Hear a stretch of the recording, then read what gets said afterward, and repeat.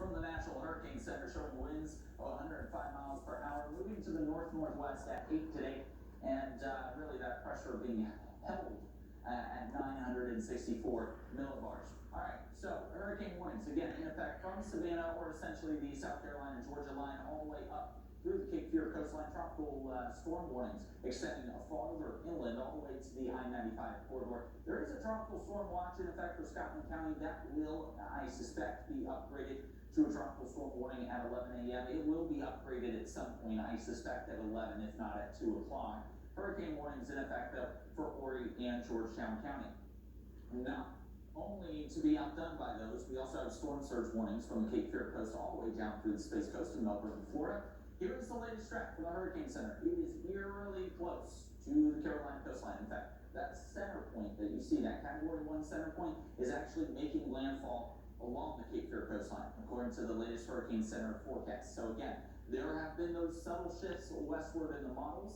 That has continued today for some computer models, and the Hurricane Center has adjusted the forecast track slightly, but really the bottom line is it has remained unchanged. The center of the line is still offshore of Myrtle Beach, making landfall in Cape Fear, then up through the Outer Banks of North Carolina. But again, the cone itself represents where that center may be, and the cone itself still outlines Georgetown, Myrtle Beach, Surfside, and Cherry Grove as potential locations for that center.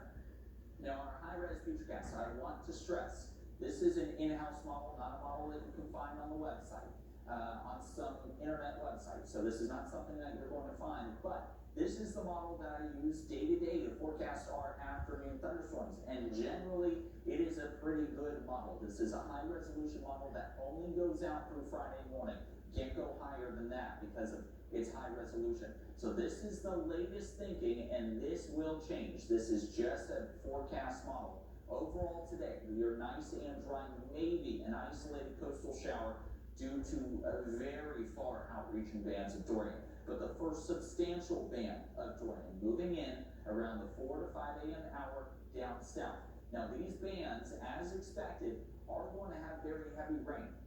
The reason why, as the storm continues to strengthen its north and west side, we're pulling all of that Atlantic moisture, we're moving it over cooler air, because cooler air is coming off the landmass of the continental United States, and that helps ramp up those rain rates. So it's not necessarily something that Florida's seeing today. This is something that's going to happen overnight tonight before it reaches our region. So these outer bands are going to have substantial rain rates. We're also going to notice some very strong winds of tropical storm force across the PD, and potentially even hurricane force there along the Grand Strand.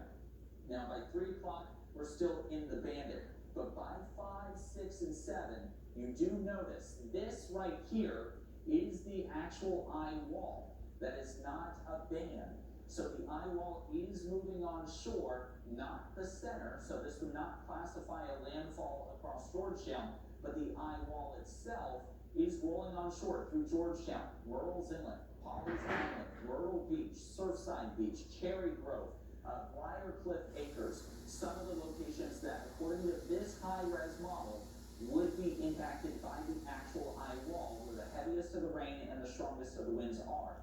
Then it would make a landfall around the Cape Fear coastline in Wilmington and continue up the North Carolina coast. The good news is, once that center is north of our region, the impacts will decrease substantially and very, very fast. So all of the impacts are going to be leading up to the eye wall. And once the eye wall moves north of our region, we're going to notice a substantial decrease in the rain rates and wind speeds at a much faster period of time.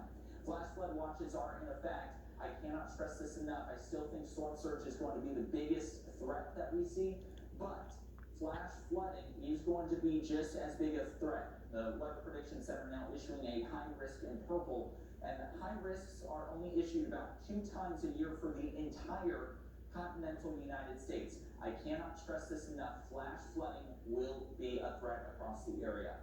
So again, we will get a new update later on today. Keep checking back for the latest information on Hurricane Dorian.